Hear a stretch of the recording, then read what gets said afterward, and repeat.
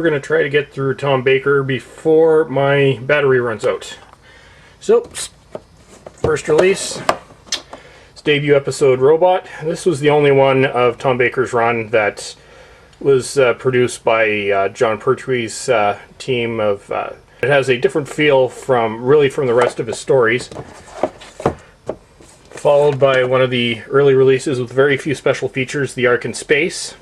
This was actually the part 2 of this, I think, was actually the highest rated episode of the original series and was the one that cemented Tom Baker as the icon he eventually became in the role.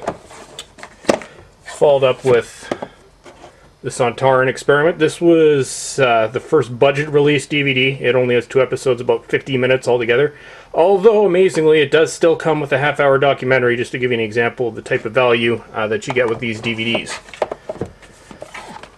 Genesis of the Daleks, one of the most popular stories in the original series and one of my favorites as well. One of the many 2-disc sets, a ton of special features. Well worth it. Planet of Evil. Most people are debatable on whether this is one of the better episodes. It's one of my personal favorites. I don't know, I've always liked the sort of the vibe of darkness within that one. It was also one of the earliest episodes I ever saw. Pyramids of Mars, also considered to be one of the best Doctor Who's ever made. And another one I tend to agree on. This is actually, when I started getting into the show again in 1990, this was the first episode I watched and it got me hooked to where I am this present day. Brain of Morbius. Kind of a Frankenstein ripoff, but Tom Baker, so still worth it. Hand of Fear, Elizabeth Sladen's last appearance in the original series. Robots of Death, which I showed in video 1, one of the first releases. Another one of his classic stories. I'm kind of torn. I like it, but I wouldn't consider it to be the epitome of Doctor Who. Talons of Wang-Chiang, another classic, brilliant episode. Actually, one of the special features on this disc includes a documentary from the 1970s on television violence in children, which makes for some interesting watching. Horror of Fang Rock. If you're into a moody, dark episode, well, there you go. The Invisible Enemy, introduction of K9 into the series, as well as K9 and Company, A Girl's Best Friend, which, well, it's kind of an early Sarah Jane Smith series that only lasted 1 episode, and if you watch it, you can probably tell why. Invasion of Time. Kind of a sequel to The Deadly Assassin, my personal favorite episode that has not yet been released on DVD. Another one of the many double set releases. Now here we have The Key to Time. Now I'm actually going to end up doing a separate feature on that because there's actually a new version of that coming out loaded with special features. So when that comes out in March, I will do the review of that one.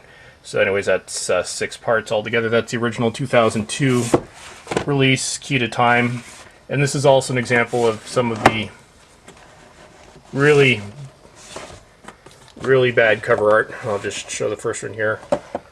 Armageddon Factor. Just looks like really bad cutouts, and yeah.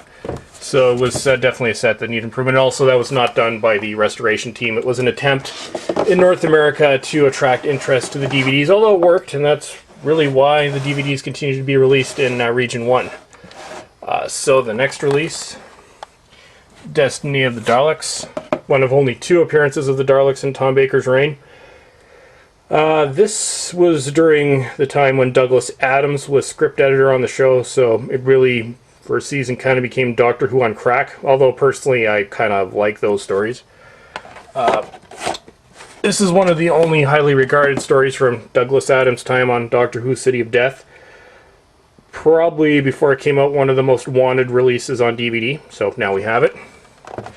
The Leisure Hive, which marks the beginning of a complete transformation of the show when John Nathan Turner took over as producer. New field of the show, more scientific. They took a lot of the humor out, redid the titles, all that, and there's actually a ton of features about that all the changes that took place on the show in special features. And last but not least, within Tom Baker is the New Beginnings box set. Came out in early 1997. So just give me a sec, I'll take them out of the box. Okay, here we go, and I can't remember if I said 1997 or 2007, but I mean 2007. I'm perpetually stuck in the 90s, sadly. But I guess I'm old. But anyways, the second last story, Keeper of Traken, Logopolis, which ended Tom Baker's long run in the series. And actually, there's quite an amusing documentary on that one about how difficult Tom Baker was to handle, especially in the later years of the series. Brilliant guy, but somewhat of a complex individual, although I find his general all-around insane nature to be somewhat amusing. And then the last one in the box is Peter Davison's first story in the role, which we will begin the next update with Peter Davison, but that's all I have for today. So I'd just like to thank everyone who has been watching these DVD updates, and I've got a ton more to come, so keep watching. Thanks. Bye.